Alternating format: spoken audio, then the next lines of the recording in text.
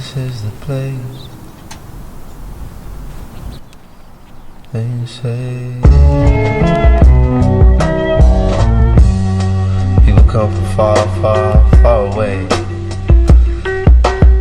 find their dreams, chasing down these meteors and comets called dreams in the sky of life.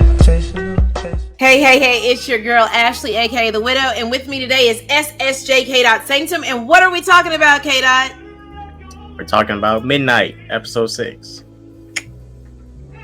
Yes, Moon Knight stars Oscar Isaac as Mark Spector, and also stars Ethan Hawke as Arthur Harrow.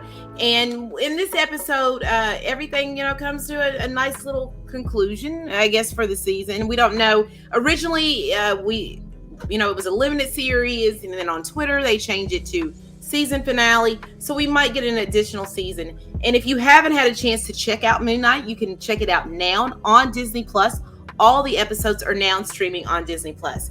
But first, before we get into the video, don't forget to like, comment, and subscribe. And go ahead and subscribe to this crazy guy that runs the Mad DC corner over there, ssjk.sanctum. His link will be in the description box down below. So, Dot, let's get right into it. Tell me kind of like your initial thoughts and kind of like get us into what happens in the opening of the episode. What are your likes? Is there anything that really stands out from you in the beginning here? In the beginning, I liked from the beginning. What I liked about the beginning was Mark's like resurrection, in a sense, coming out the water and stuff. The way that was shot and filmed, I like that. I was not a huge fan of the process of how they have returned, and just to give people context of how they basically returned. Yes. Mark is in the field of reeds. That's basically heaven in Egyptian mythology, or their religion. It's whatever you guys want to call it. Mark realizes he wants Steven. He needs Steven. He can't. Steven is a part of him that he needs, is a void that needs to be filled. So he left the field of reeds, heaven, I guess, to run back into the Duat, which is, I guess, purgatory. It's like that middle ground. Is it Duat hell or is it purgatory? Is it like the middle? That is like they turn to stones. And from my that's like purgatory. Oh. Because that's their souls are damned there. Because then they don't get to continue on to the field of reeds. Remember? Yeah. Oh well. Yeah. I guess technically Duat is kind of like hell then. So Steven is in the Duat. Steven died last episode. Mark somehow runs back into the Duat. And he is running and looking for Steven, and he talks to Steven, helps Steven break out of the stone somehow that's supposed to keep you there forever. And he just breaks out with the power of words and all that, and they're out. Even though in the Duat, as soon as you touch it, you freeze, you're gone. And Mark was running through it and stuff. I would say to me that was more of a directing issue. Like, it could be right, but a directing issue, because you had this huge gap of time where Mark is doing this activity, going through this sand where he's supposed to freeze and die and be stuck. I do have, I just had a thought, and this is just like inferring devil's advocate, possibly. Not saying that this is the reasoning. What if where he was already accepted into the field of reeds, he was able to get farther? But he does kind of start turning, though, doesn't he? Yeah, he starts turning the stuff. It doesn't. I forgot about that. I forgot that part skipped my mind for a minute. So yeah, that is a continuity. That's like an issue, because how could you run all the way through it? And when we see Steven, he changes pretty quickly. It was pretty fast, and it was almost instant.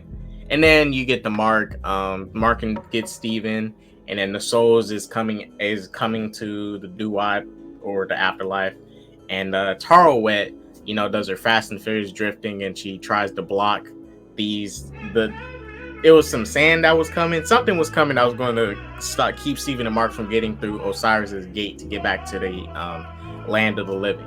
So she did her Fast and Furious drifting, covered the entrance so they can get through. boom, they're back. They're alive and they're well. In this moment, Khonshu and Layla is dealing with Ahmed and his Tomb Raiders. Now, pretty cool fight between Khonshu and Ahmed. Khonshu can't fight. Ahmed was throwing them hands with that little nice wig she had on. Remember that wig? She was looking good too. You know, little beautiful alligator Egyptian god and stuff. She looking good. You know, Ahmed was looking good. Yeah, she had that wig on. She looking good. You like her wig?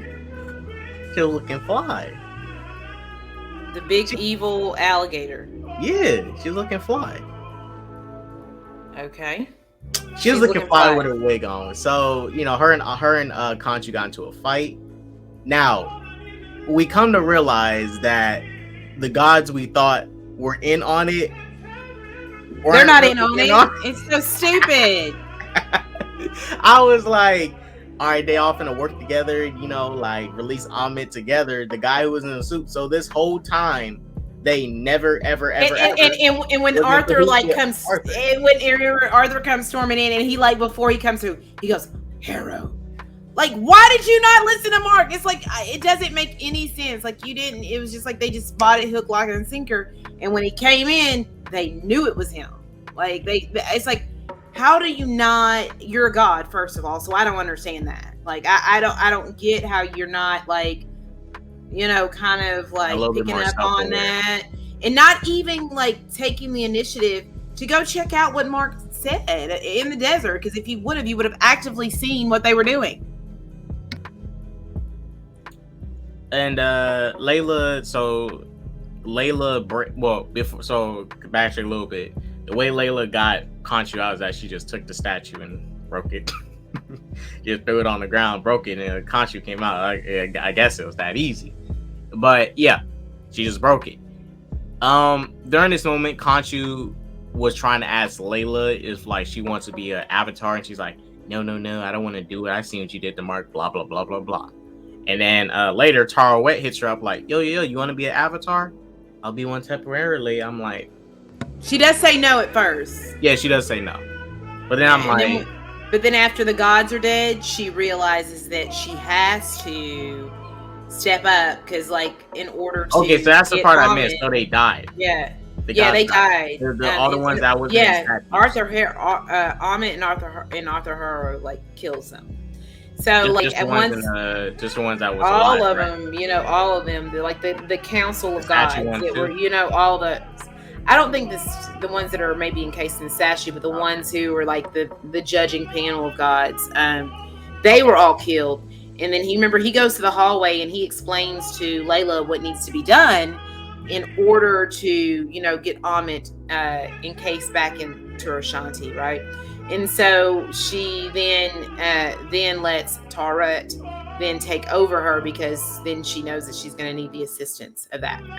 Now, then we get to Taret giving Layla a temporary abilities, temporary avatar abilities. You know, she turns into a giant bird, even though the god that she's got her powers from is a hippo, but whatever. But it's cool. Her powers are kind of cool, though. The wings is okay, you know, not better than the golden eagle armor. But you know, that's another thing. That's another thing. The usage of it is better. It doesn't look as cool, but the usage of it is better. It was okay. It is. It was okay. Like, I would say it was okay. It wasn't. It definitely was no way better than Moon Knight's suit or anything Moon Knight had. She just had wings. Moon Knight was still cooler. Yeah, Moon Knight was doing everything she can do. Shield cape, flying. Yeah, but I'm saying that the usage of what I'm saying compared to Wonder Woman in the golden armor, the usage of it. I'm saying the way that they used it, you know, in the course of the show was better than what they did in Wonder Woman 1984. Her suit, of course, looked phenomenal. Like, she looked amazing. And when she dropped the wings, it was like one of the coolest looking things I remember in the trailer. I was so hyped because I thought that was a cool moment. But they didn't, I mean, it was just like a wasted nothing burger in Wonder Woman 1984. At least in this, there was a purpose and it really like helped, you know, in those big fight sequences. Like when Wonder Woman uses I will it, say this. It's not as effective. I'll say this. In Wonder Woman 84, for the Eagle armor, I would say it had a bigger purpose in the story than what they did with Layla. Because look, I don't dislike Layla's armor. And I don't really dislike Layla. What I didn't like was how much Layla was included in this finale. I like Layla, but this should have been all Moon Knight this finale. It should have been all Moon Knight by himself, him and Steven fighting the bad dudes. But he was also dying, and so she had to come in and kind of like help until he got there too. Well, yeah, that's why I wanted them to figure it out. Like, I wanted it to be Mark and Steven figure it out, not Layla got. And I'm not saying this because, you know, whammy. Yeah, I'm not saying this because of that. I'm just saying it's like Layla been making it pretty clear, and you know, Steven and them was all making it pretty clear, like they don't want Layla to be a part of this Avatar stuff. I get her in it, and she just does. I understand it's temporary, but hey, who knows how long this will be temporary? Like, she can, if they already set it up, who's to say she won't come back as a Scarlet Scarab again? I think she will. Like, I feel and that's the thing. It's like, I think that they'll be like this temporary. team. I feel like they'll be like this team eventually, like the two of them together, which I think that like I did not like Layla in episode 2, and I didn't care for her in episode 4. Yeah, but 2 and 3.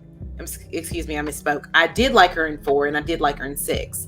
And she wasn't in 5, really. So I think that the two, and I think that they have a good chemistry. So I could see them like being this good team. I think that they could be a more effective team than Ant-Man and the Wasp. Steven got great chemistry too. Yeah. I mean, like I'm talking about Oscar Isaacs, and I'm sorry, I don't know the actors. Oh yeah. The two of them have very good chemistry. Yeah. So, and I think that the two of them being a better team is a better, a relationship team, to me, is better than Ant-Man and the Wasp, because I only like half of that team over there. So I feel like that they are a stronger duo. Yeah. And I'm in the comparisons to Ant-Man and the Wasp, even though I feel like they suffered suffered from this story here.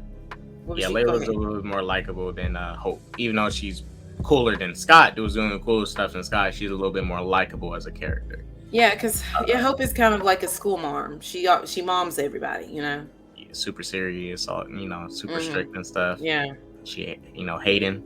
She falls into that angry woman trope, unfortunately, how they wrote her.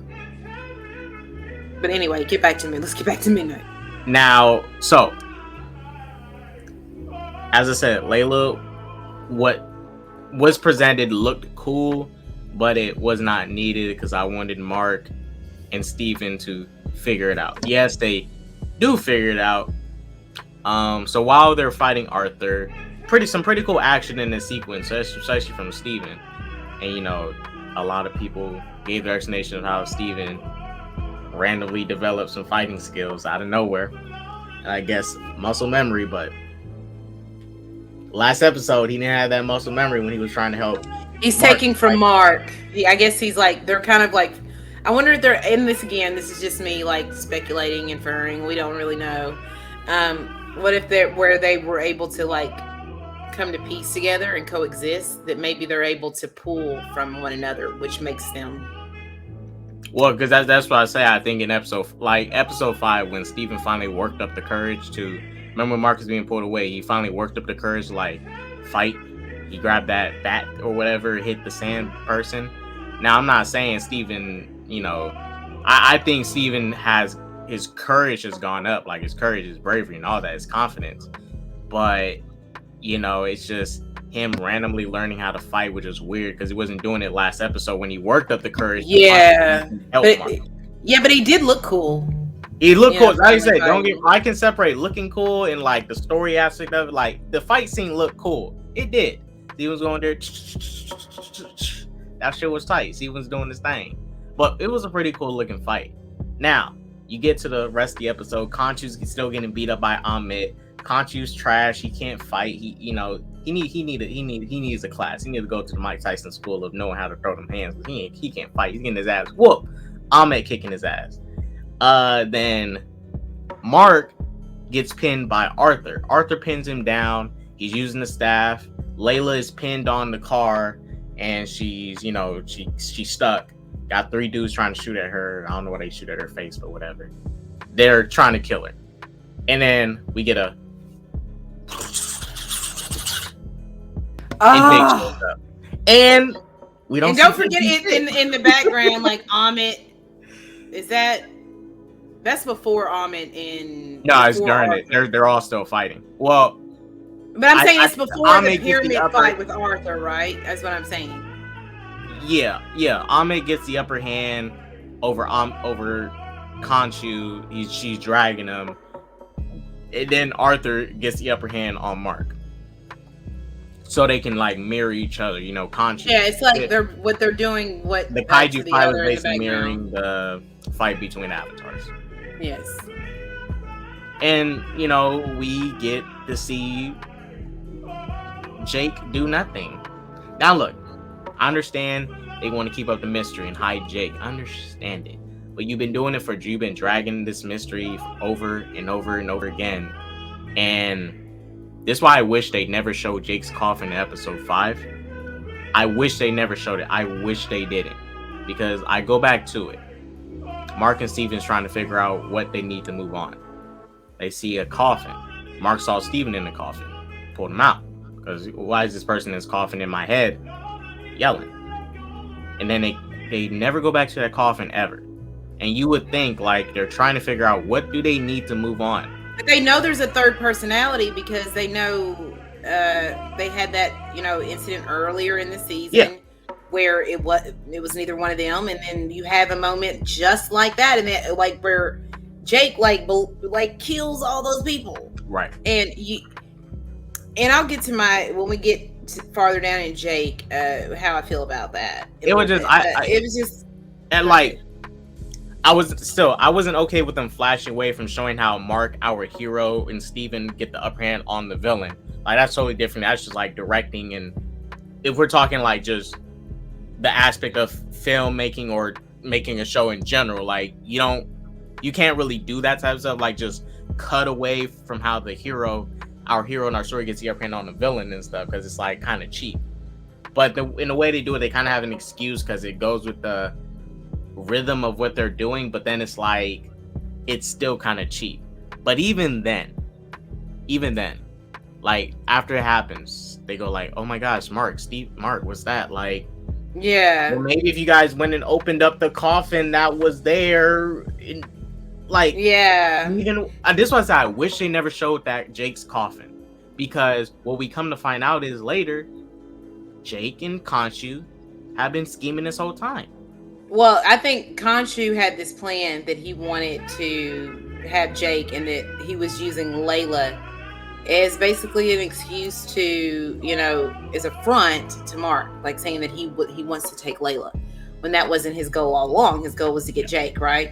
And when we think about Jake, we did get those moments, you know, in the hospital where we hear a different, you know, cadence in the voice, a different accent, all of that, and so it's not Mark. It was like a New Yorker accent when they're in the hospital. You know, when he's got the broken nose, he doesn't. The way he sounds there. Spanish. No, he was speaking. No, that's at the end. He was speaking English. Why do you speak Spanish, Arthur? I think that maybe he might just be, that might be, I mean, he might be his, probably some of his does like to hop between languages every once in a while. I don't know, but then who is that then had this weird different accent outside of Stephen that's him in the hospital, but then he speaks Spanish at the end. Yeah, I was gonna say it was Jake. Yeah, I was just gonna say I know, but I was just curious. I was just asking you, if it's not Jake, who else would it be in your opinion? So in the scene kind of is not the exact same, but it kind of reminded me of the Fast 6 opening. Remember when Jason Statham broke into the hospital, went to go see his brother, killed all those people? You walk out, y'all see dead bodies and stuff hanging up on the ceiling and all this stuff. It wasn't as gruesome as that, but it kind of reminded me of something like that. He just murdering the doctors and stuff on the way in so he can get Arthur. Yeah. Now, Arthur looked at Jake like he knew what was up. Like, oh, you're getting stuff. Like he. Yeah. Well, he didn't. I don't think he didn't realize it at first until I think it took him a minute. But what I wanted to say about Jake is that I feel like, yes, I think that it was a cool scene. The reveal was cool, but I think like waiting to the last minute to show us that in the context of what this was going to be a limited series, which originally, and even though now they're greenlighting a second season, this show was written, mind you all, to be a limited series run, and you don't give us a cohesive story from beginning to end, right? And it's this pattern where it's like, we're gonna lay groundwork, we're laying it, but it doesn't feel like a full story, completely to me. And there's things that you could have showed me earlier on that I feel like would have gave more context to Jake, even though it was a really cool scene.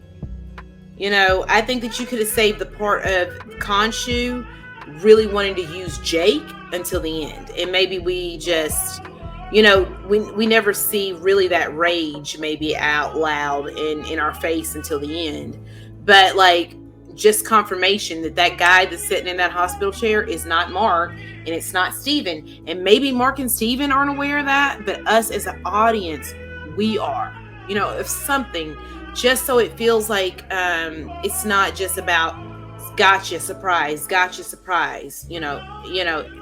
why I think maybe in episode 5 a nice dynamic would have been, like, I feel like Jake should have been like revealed like way ahead of time anyways, especially at least four in that at least the 6th episode, going into the last 3 episodes. If they have his coffin there, they open it and Jake kind of, and this is the thing, right? And that's why I say, even in the context of episode 5, even what I want really couldn't work, because I'm like, okay, they're in the afterlife. Khonshu, there's no way Khonshu can do anything to surpass whatever the afterlife is.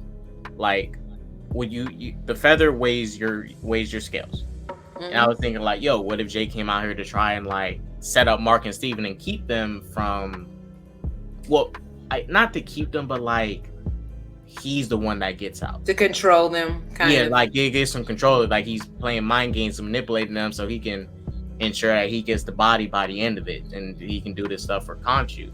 But then I'm like, Khonshu's in a statue and he can't really do nothing in the afterlife. It's just weird that they didn't notice Jake, like Tarwit. It's weird that Jake somehow, I think it's because they're not aware of Jake. Are you talking about with the balancing of the scales? Well, like all of it, because the balancing of the scales and then Field of Reeds, like everything is in a sense like it's the afterlife, and everything, it's kind of supposed to get revealed to you, like your life, all that, like everything. That, I mean, like obviously the gods should be aware of Jake, but right, it's just, so it does seem like a plot hole, in 5, and things that don't make sense, inconsistencies. Like if they didn't die and they were still in the present and none of this happened, they didn't have to weigh their scales or nothing, then a little bit different. But it's just like, I don't know, it's kind of weird that Steve, it's just weird. That's why I say they should have never showed that coffin, because when you show the coffin, even Steven should have been curious about what's in it, because Steven seemed more adventurous about trying to really figure out how they can get out of here. How do they balance the scales? Mark was hiding stuff, but Steven was exploring stuff. You would think Steven would walk over and open it. At least Steven,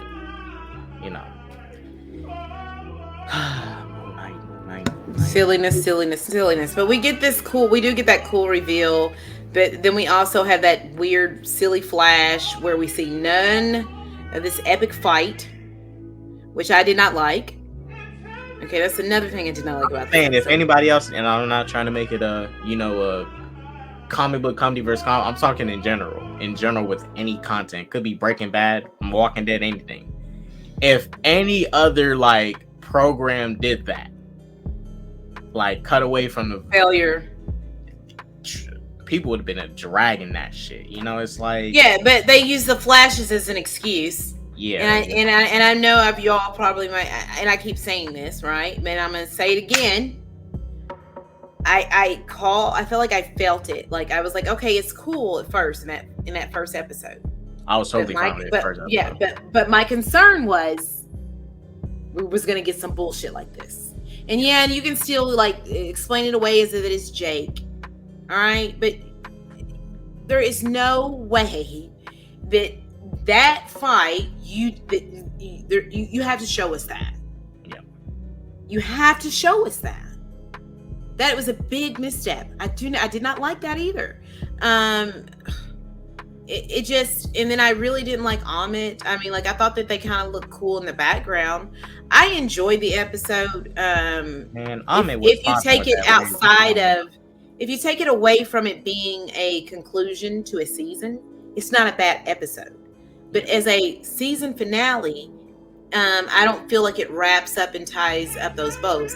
And the reason why I say I like the episode and it's as good as a standalone episode when I'm explaining that to you is because Oscar Isaac, his performance is top tier. Okay? He carries this show on his back because the script brings it down, and everything that's happening just brings the show down so much, and he does his very best to elevate everything around him. I totally agree. Oscar Isaac, that's why episode 5 was my favorite, because it was pure acting. I think episode 5 was the only episode I did like from this show.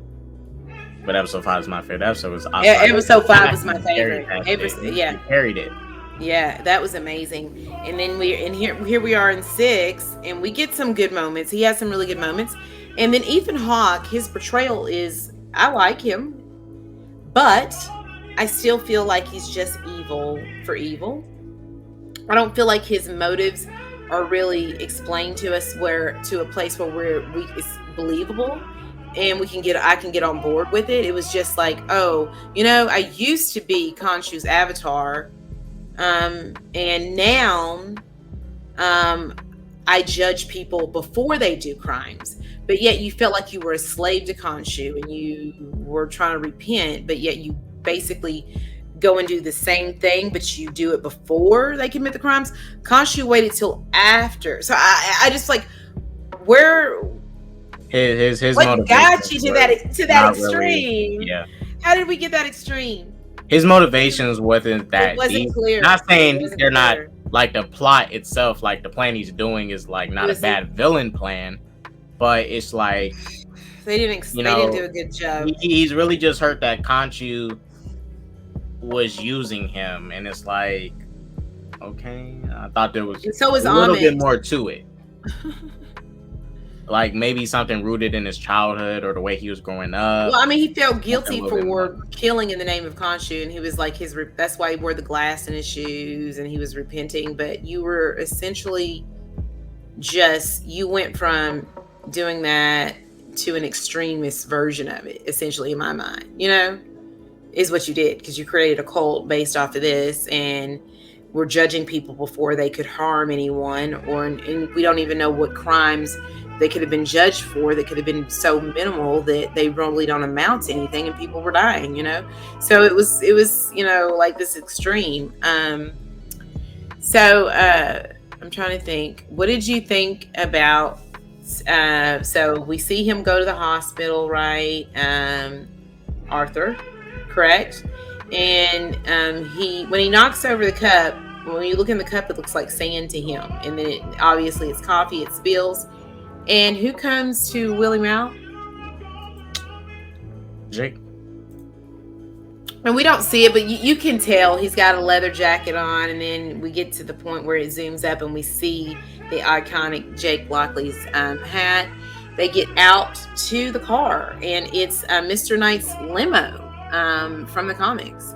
I mean, like it looked really cool. Like Jake Lockley looked like Jake Lockley. They had the limo, so all of that stuff is a plus.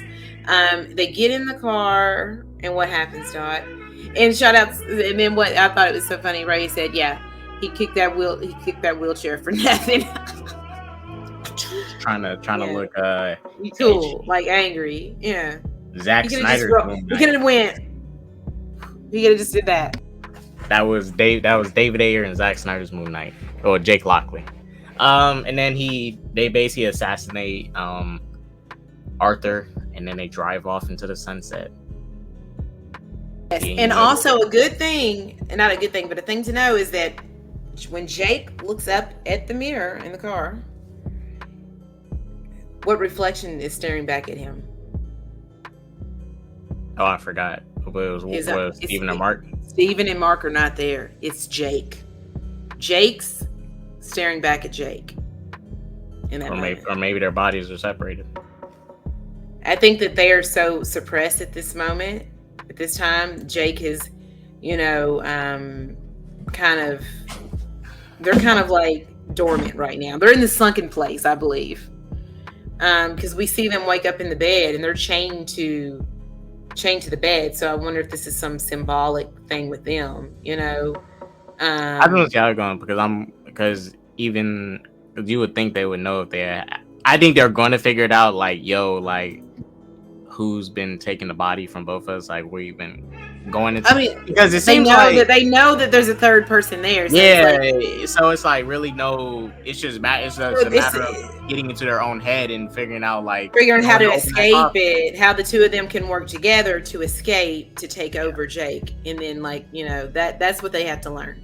And that Khonshu, he was his own villain, here. Because someone did point out, he said, "I'll let you two go," which was, so it was like a little cheeky his way around keeping them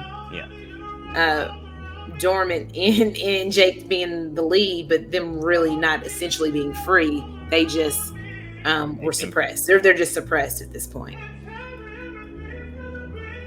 So do you have what would you give this episode as a grade? As an episode, I can give it a 6 out of 10. 6.5 out of 10. I give it a 6.5 out of 10. Mm-hmm. As a series overall,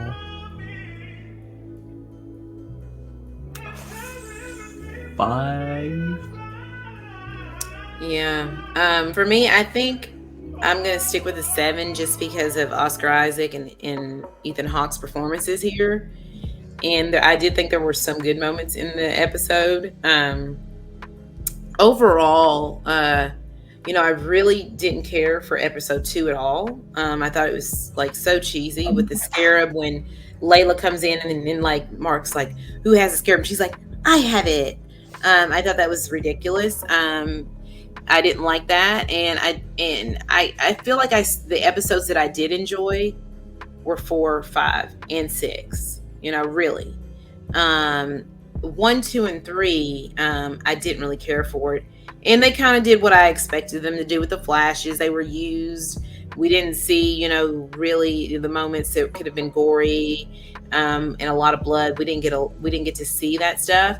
And yes, I know it's on Disney Plus, but now they have the parental controls, right? And they have Daredevil, and they have those shows on Disney Plus. So here was your opportunity to put this show, make it a little bit more adult, have it on the platform, put it on Disney Plus behind parental controls, right? And you didn't do that. And also, those you have to watch Doctor Strange too. They shown that. You can do that stuff in the sense of a PG-13. Yeah, you can do it. Because Raimi stretched the PG-13. He stretched that shit. They are dealing with magic. They are dealing with magic instead of guns, but you could still show us something. Yeah. More than what you showed us. A little bit of something. And then I just felt like the tone didn't match at times. Like we had this really, really serious with Mark and Steven dealing with DID. And it was very serious and very, I was really into that story. But then sometimes you would have, and then Mr. Knight would come in and be silly. Khonshu's voice was silly and annoying slightly in the first part of those 3 episodes for me. And then Tourette comes in later and her voice is silly and annoying. And then Amit, her voice is just, it is silly. Like the CGI of it looks a little bit better here in this episode, but I did rewatch it again. They just look like really high-end costumes that you might see people dressed up at Disney World in. Yeah. is, yeah, not, it just was, no. So overall, if I'm going to grade the series, I would give it a 6 out of 10. The episode is a 7 out of 10, but yeah, overall this show is a 6 out of 10 for me, and it's only a 6 because of Oscar Isaac. Okay, to me, if it wasn't for him, this would probably be like a 4. It's I did not enjoy it. I did not care. I mean, usually at 3 a.m. I'm on it. For the season finale of the show, instead of watching at 3 a.m., I decided to do something else, and then I watched it the next day. Okay, and already heard spoilers because I wasn't invested, and I didn't really care enough. So for me, Moon Knight is what is Moon Knight, Dot? Our final conclusions. I would say this about Moon Knight. Moon Knight is like tumbleweed in his own show. In a wasteland. And we don't get Moon Knight in Moon Knight. We don't get enough Moon Knight. Yeah, he's tumbleweed in a wasteland. But what I mean, like, if we're gonna give him a name for this show, fitting, what would his name be to describe the show? Midnight. It's mid. It's not bad, but it's not good. It's aight. It's mid. It's okay. Shouts out Midnight, everybody. I could take it or leave it. I don't really care, unfortunately, about this show. Sadly enough, I don't care. But maybe they'll make us a believer out of it and coming up in the next. You guys, this was the Moon Knight review. I enjoyed talking about Midnight. Don't forget, Moon Knight is still racist. KKK. No, don't listen to this man. I thought he was going to tell y'all what's up. I'm your girl, Ashley, aka The Widow. Don't forget to like, comment, and subscribe. And let us know down below, what did you think of the season finale of Moon Knight? What is your overall score for the series as a whole? Are you excited for a season 2? Do you think we're going to get a season 2 of film? What do you think is in store for Moon Knight? And what did you think of Oscar Isaac's performance, guys? You know what? I'm your girl, Ashley, aka The Widow, and I hope you're all happy and healthy and having a wonderful evening. And who are you, sir? Brother Hotep Dot here to tell the brothers real quick. Don't be supporting this Moon Knight out here, Just that KKK propaganda. See, all this. Guys, this is satire, okay? It's satire is what it is. But he's a good guy. This is the ssjk-dots, Sanctum, the Dot, the DC Dots, Captain Spoildot at your service. And you know what? We're about to be up out of here. Bye. Deuces.